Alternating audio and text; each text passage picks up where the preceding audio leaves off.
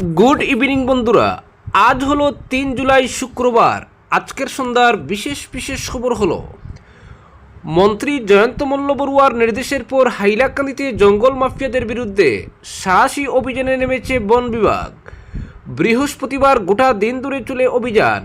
বনমন্ত্রীর হুঙ্কারের পর থেকে 3 দিন ধরে রাজ্য জুড়ে অবৈধ কাঠ কারবারিদের বিরুদ্ধে যৌথ অভিযানে নেমেছে পুলিশ ও বন বিভাগ, যার ফলে কদিন ধরে রাজ্যের বন মাফিয়ারা আতঙ্কে দিন কাটাচ্ছেন।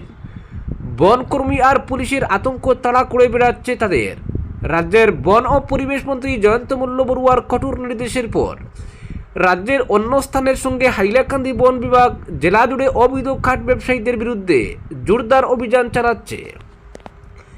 এই অভিযানের অঙ্গ হিসেবে বৃহস্পতিবার সকাল থেকে হাইলাকান্দি শহরের প্রজেক্ট ই রোডের উকিলপট্টিতে সাঁড়াশি অভিযান চালিয়েছে পুলিশ এবং বন বিভাগ। এই অভিযানে বন বিভাগের একদল প্রজেক্ট ই রোডে অবস্থিত কাঠ বিক্রির দোকান এবং গুদামগুলোতে ব্যাপক তল্লাশি চালায়। মোট 15টি কাঠ বিক্রির দোকান ও গুদামে এই অভিযান চালানো হয় বলে জানা গেছে। দোকানগুলোতে থাকা কাঠের বৈধ নথিপত্র, সংরক্ষণের অনুমতি, পরিবহন সংক্রান্ত কাগজপত্র সহ বিভিন্ন নথি খুঁটিয়ে পরীক্ষা করা হয়। পাশাপাশি গুদামে মজুদ বিপুল পরিমাণ কাঠও বাজেয়াপ্ত করেছেন বনকর্মীরা। এই অভিযানের নেতৃত্বে ছিলেন হাইলাকান্দির ডিএফও অখিল দত্ত। অভিযান প্রসঙ্গে ডিএফও বলেন, যেসব দোকানের বিরুদ্ধে সন্দেহজনক নথিপত্র বা নিয়ম লঙ্ঘনের অভিযোগ পাওয়া যাবে তাদের বিরুদ্ধে প্রয়োজনীয় আইনানুগ ব্যবস্থা নেওয়া হবে।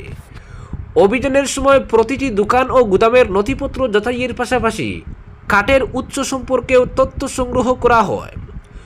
উল্লেখ্য, গত কয়েকদিন ধরে হাইলাকান্দি জেলার বিভিন্ন এলাকায় বন বিভাগ অবৈধ কাঠ ব্যবসা ও বনজ সম্পদের অবৈধ পাচারের বিরুদ্ধে ধারাবাহিক অভিযান চালাচ্ছে। এখনও পর্যন্ত জেলার বিভিন্ন প্রান্তে বন বিভাগের বড়সড় অভিযানে বাজেয়াপ্ত করা হয়েছে 10টিরও বেশি অবৈধ করাত কল এবং প্রচুর পরিমাণের কাঠ। অভিযানের সময় বন বিভাগ 10টি অবৈধ কাঠের মিল সিল করে দিয়েছে বলে জানা গেছে। এদিকে বন বিভাগের এই অভিযানের পর জেলার বিভিন্ন মহল থেকে প্রশ্ন উঠেছে, বন ও পরিবেশ মন্ত্রীর কড়া নির্দেশের পর যদি বিভাগের কর্মকর্তারা সক্রিয় হতে পারেন তাহলে তারা আগে কেন বনমাফিয়াদের বিরুদ্ধে তৎপরতা দেখাননি। এ নিয়ে হাইলাকান্দির বিভিন্ন মহলে ক্ষোভ ও সন্দেহের জন্ম দিয়েছে। কেননা সচেতন মহলের অভিযোগ, হাইলাকান্দি জেলার সংরক্ষিত বনাঞ্চল এখন কার্যত বন মাফিয়াদের দখলে। এদের দাপটে ধ্বংস হচ্ছে বনাঞ্চল, শেষ হয়ে যাচ্ছে মূল্যবান গাছপালা, আর এক্ষেত্রে একাংশ বনকর্মী আর বন আধিকারিকও এর সঙ্গে জড়িয়ে আছেন বলে অভিযোগ। অপরদিকে আপাতত 10-12টি ওয়ার্ড নিয়ে হবে কালাইন পৌরসভা। পক্ষকালের মধ্যে সরকারের কাছে এ সংক্রান্ত প্রস্তাব পেশ করা হবে। জেলা আয়ুক্ত কার্যালয়ে পরিচালনা বৈঠকের পর একথা জানান কাটিগড়ার বিধায়ক কমলাক্ষ দে পুরকায়স্থ। বিধায়ক জানান, ওয়ার্ডগুলোর অবস্থা এবং সীমানা ভালো করে যাচাই করার পাশাপাশি জনসংখ্যা খতিয়ে দেখেই নির্ধারণ করতে হবে, যা কিছুটা সময় সাপেক্ষ। তবে পক্ষকালের মধ্যেই প্রস্তাব পেশ করা হবে সরকারের কাছে। সরকারিভাবে সাড়া মিললে প্রক্রিয়া এগিয়ে নেওয়া হবে। আপাতত 10-12টি ওয়ার্ড গঠনের চিন্তাভাবনা চলছে। সব কিছু ঠিকঠাক থাকলে প্রথম অবস্থায় এতগুলো ওয়ার্ড নিয়ে হবে কালাইন পৌরসভা। প্রসঙ্গত, গত বুধবার বিজেপির সংবর্ধনা সভায় কালাইন ও পাথারকান্দি পৌরসভা গঠনের কথা জানিয়েছিলেন মন্ত্রী কৌশিক রায়। মন্ত্রীর কথার সূত্র ধরে কমলাক্ষের আজকের এই মন্তব্য তাৎপর্যপূর্ণ বলে মনে করা হচ্ছে। অপরদিকে চিরি নদীর ভাঙ্গনে তলিয়ে যাচ্ছে ঘরবাড়ি। চিরিপার মণিপুর জিপির উজানতারাপুর গুজরাঘাট গ্রামটি 2025 পর্যন্ত ছিল লক্ষ্মীপুর বিধানসভা এলাকার অন্তর্ভুক্ত। সমষ্টি পুনর্নির্ধারণের পর বর্তমানে এটি সুনাই বিধানসভা কেন্দ্রের অংশ। তবে দীর্ঘদিনের অনুন্নয়ন আর বেহাল যোগাযোগ ব্যবস্থার দুর্ভোগের মধ্যেই এবার গ্রামটিতে নতুন করে থাবা বসিয়েছে চিরি নদীর ভাঙ্গন। গত 2 দিন ধরে চিরি নদীর আগ্রাসী ভাঙ্গনে দিশেহারা হয়ে পড়েছেন নদীপাড়ের বাসিন্দারা। ভাঙ্গনের কবলে পড়ে ইতিমধ্যেই নিজেদের মাথা গুজার একমাত্র ঠাঁই হারিয়েছেন সৈফুদ্দিন নামের এক বৃদ্ধ দিনমজুর। তৎকালীন কংগ্রেস সরকারের আমলে তার ভাগ্যে জুটেছিল একটি ইন্দিরা আবাস। গত 2 দিন আগে সেই ঘরটি চিরি নদীর গর্ভে তলিয়ে যাওয়ায় বর্তমানে অসহায় বৃদ্ধ প্রতিবেশীর বাড়ির বারান্দায় আশ্রয় নিয়েছেন। নতুন করে একটি কুড়েঘর তৈরি করার মতো আর্থিক সামর্থ্য নেই এই দিনমজুরের। শুধু সৈফুদ্দিনই নন, চিরি নদীর এই ভয়াবহ ভাঙ্গনের মুখে দাঁড়িয়ে চরম আতঙ্কে দিন কাটাচ্ছেন গ্রামের আরও বহু পরিবার। যে কোনো মুহূর্তে নদীগর্ভে বিলীন হয়ে যেতে পারে আবুল হোসেন, বাবুল হোসেন, কুটি মিয়া, বেবুল হোসেন, রহিম উদ্দিন, সমীর উদ্দিন ও হাসমত আলীর গড়বাড়ি। গুজরাঘাট ফেরিঘাট সংলগ্ন এলাকার বেশ কয়েকটি পরিবার এখন ঘরবাড়ি হারানোর আশঙ্কায় চোখে অন্ধকার দেখছেন। গ্রামের এই সংকটজনক পরিস্থিতি দেখে স্থানীয় জেলা পরিষদ সদস্যার স্বামী ডক্টর আব্দুর রহিম লস্কর সরেজমিনে এলাকাটি পরিদর্শন করেন। তিনি উদ্ভূত পরিস্থিতি সম্পর্কে সোনার বিধায়ক আমিনুল হক লস্করকে বিস্তারিত অবগত করেছেন। অপরদিকে গুয়াহাটি বিমানবন্দরের নতুন মাইল ফলক, শুরু আন্তর্জাতিক উড়ান। উত্তর পূর্ব ভারতের বিমান যোগাযোগে নতুন অধ্যায়ের সূচনা হলো। বৃহস্পতিবার গুয়াহাটি বিমানবন্দরের টার্মিনাল 2 থেকে আনুষ্ঠানিকভাবে আন্তর্জাতিক উড়ান পরিষেবা চালু হয়েছে। এর ফলে বিদেশের সঙ্গে এই অঞ্চলের যোগাযোগ আরও জোরদার হবে বলে মনে করছে বিমানবন্দর কর্তৃপক্ষ। নতুন টার্মিনাল থেকে প্রথম আন্তর্জাতিক উড়ান হিসেবে ভুটানের পারোর উদ্দেশ্যে বিমানটি রওনা দেয় এদিন। একই সঙ্গে সিঙ্গাপুর থেকে আসা বিমানটি টার্মিনাল 2-এ প্রথম আন্তর্জাতিক আগমন হিসেবে ইতিহাসে জায়গা করে নেয়। এ উপলক্ষে বিমানবন্দরে বিশেষ অনুষ্ঠানের আয়োজন করা হয়। বিদেশ থেকে আসা যাত্রীদের গামছা পরিয়ে ঐতিহ্যবাহী অসমীয়া রীতিতে স্বাগত জানানো হয়। পাশাপাশি প্রদীপ প্রজ্বলন, কেক কাটা, চারাগাছ উপহার এবং ওয়েলকাম ড্রিঙ্ক পরিবেশনের মাধ্যমে দিনটিকে স্মরণীয় করে রাখা হয়। অনুষ্ঠানে কেন্দ্রীয় শিল্প নিরাপত্তা বাহিনী, শুল্ক দফতর, অভিবাসন দফতর, অসামরিক বিমান চলাচল নিরাপত্তা ব্যুরো, বিভিন্ন বিমান সংস্থার প্রতিনিধি সহ বিমানবন্দরের আধিকারিক ও কর্মীরা উপস্থিত ছিলেন। তাদের উপস্থিতিতে আন্তর্জাতিক উড়ান পরিষেবার এই নতুন অধ্যায়ের আনুষ্ঠানিক সূচনা হয়। বিমানবন্দর কর্তৃপক্ষের দাবি, টার্মিনাল 2 থেকে আন্তর্জাতিক উড়ান চালুর ফলে শুধু বিদেশের সঙ্গে উত্তর পূর্ব ভারতের যোগাযোগই আরও শক্তিশালী হবে না, যাত্রীদের জন্য আরও আধুনিক, দ্রুত ও নির্বিঘ্ন পরিষেবাও নিশ্চিত করা সম্ভব হবে।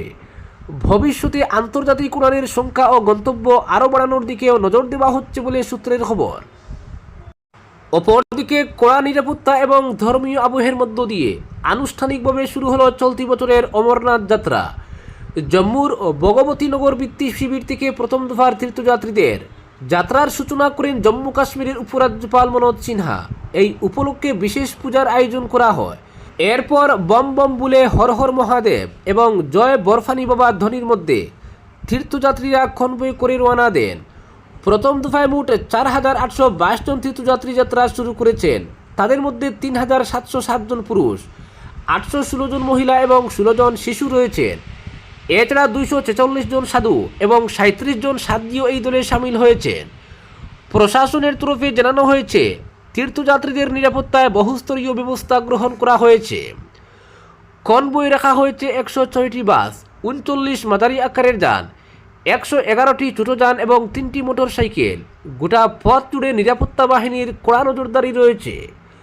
উল্লেখ্য, সমুদ্রপৃষ্ঠ থেকে প্রায় 3,880 মিটার উচ্চতায় অবস্থিত অমরনাথ গুহা মন্দিরের উদ্দেশ্যে এবার 57 দিনের তীর্থযাত্রা অনুষ্ঠিত হবে। যাত্রীরা অনন্তনাগ জেলার নুনওয়ান পহেলগামের 48 কিলোমিটার দীর্ঘ ঐতিহ্যবাহী পথ অথবা গান্ডেরবাল জেলার তুলনামূলকভাবে ছোট কিন্তু হাড়া 14 কিলোমিটার দীর্ঘ বালতাল পথ ব্যবহার করে গুহা মন্দিরে পৌঁছবেন। আগামী 28 আগস্ট পর্যন্ত এই তীর্থযাত্রা চলবে। তীর্থযাত্রীদের যাত্রা শুরুর আগে মনোজ সিনহা বলেন, অমরনাথ যাত্রা শুধু একটি ধর্মীয় অনুষ্ঠান নয়, এটি ভগবান শিবের প্রতি গভীর আস্থা ও আত্মনিবেদনের প্রতীক। তিনি সকল তীর্থযাত্রীর নিরাপদ ও নির্বিঘ্ন যাত্রা কামনা করেন। তীর্থযাত্রীদের নিরাপত্তা নিশ্চিত করতে জম্মু শ্রীনগর জাতীয় সড়ক জুড়ে বিশেষ ট্রাফিক পরিকল্পনা কার্যকর করা হয়েছে। প্রশাসনের পক্ষ থেকে জানানো হয়েছে, যাত্রা চলাকালীন বিভিন্ন এলাকায় নির্দিষ্ট সময় অনুযায়ী যান চলাচলে নিয়ন্ত্রণ থাকবে। প্রতিদিন পরিস্থিতি অনুযায়ী পৃথক নির্দেশিকা জারি করা হবে। উল্লেখ্য, এবারের অমরনাথ যাত্রার জন্য ইতিমধ্যেই 3,90,000-এর বেশি ভক্ত নাম নথিভুক্ত করেছেন। পাশাপাশি যারা আগে নিবন্ধন করতে পারেননি তাদের জন্য জম্মুতে তাৎক্ষণিক নিবন্ধনের ব্যবস্থাও রাখা হয়েছে। প্রশাসনের দাবি, নিরাপত্তা, স্বাস্থ্য পরিষেবা এবং যাত্রী সুবিধা নিশ্চিত করতে সব ধরনের প্রস্তুতি সম্পূর্ণ হয়েছে। অপরদিকে নেটওয়ার্ক সমস্যা নিরসনে ডিজিটাল ভারত নীতির অধীনে আসামে 287টি মোবাইল টাওয়ার বসানোর পরিকল্পনা হাতে নিয়েছে ভারত সঞ্চার নিগম লিমিটেড অর্থাৎ বিএসএনএল। রাজ্যসভার সাংসদ কোনাদপুর কায়স্থকে চিঠি দিয়ে সে কথা জানান বিএসএনএল এর চিফ জেনারেল ম্যানেজার বিনীত সাক্সেনা। 2 জুলাই তার স্বাক্ষরিত এই চিঠিতে বলা হয়েছে, নির্ধারিত সময়ের মধ্যে টাওয়ারগুলো স্থাপন এবং কার্যকর করার লক্ষ্যে প্রয়োজনীয় জমি বরাদ্দ সহ সংশ্লিষ্ট প্রক্রিয়া দ্রুত সম্পন্ন করতে বিএসএনএল রাজ্য সরকারের সংশ্লিষ্ট কর্তৃপক্ষের সঙ্গে যোগাযোগ ও সমন্বয় বজায় রেখে চলেছে। বিএসএনএলের কাছে জমি হস্তান্তরের পরপরই টাওয়ার নির্মাণের কাজ শুরু হবে। 2027 সালের মার্চ মাসের মধ্যে নতুন টাওয়ারগুলো চালু করা সম্ভব হবে বলে আশাবাদী বিএসএনএল কর্তৃপক্ষ।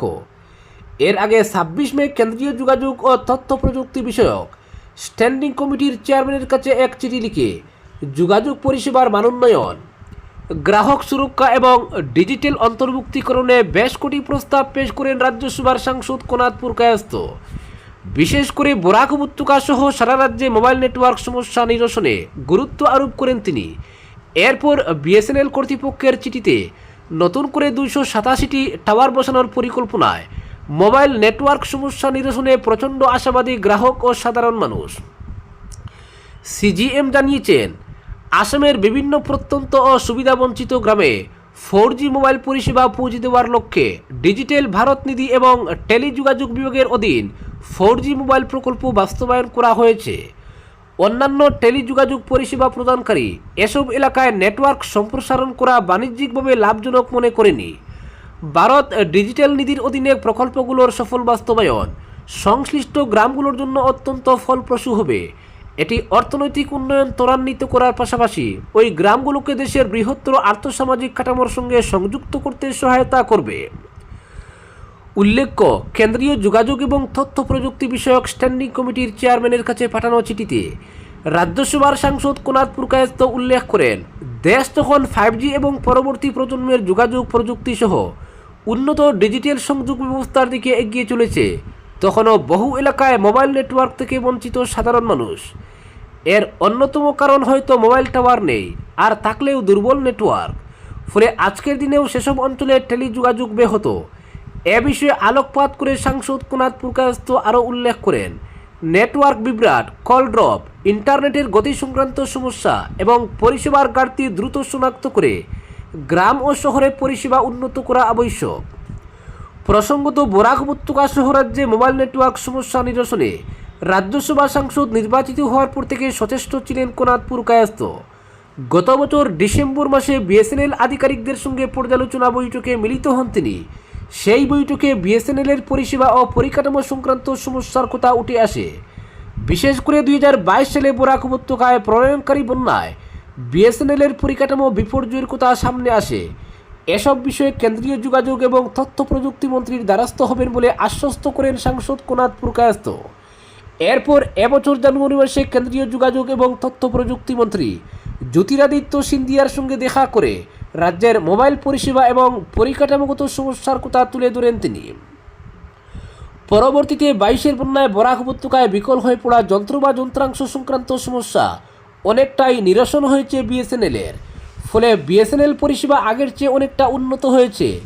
এমন প্রেক্ষাপটে রাজ্যে 287টি মোবাইল টাওয়ার বসানোর পরিকল্পনা।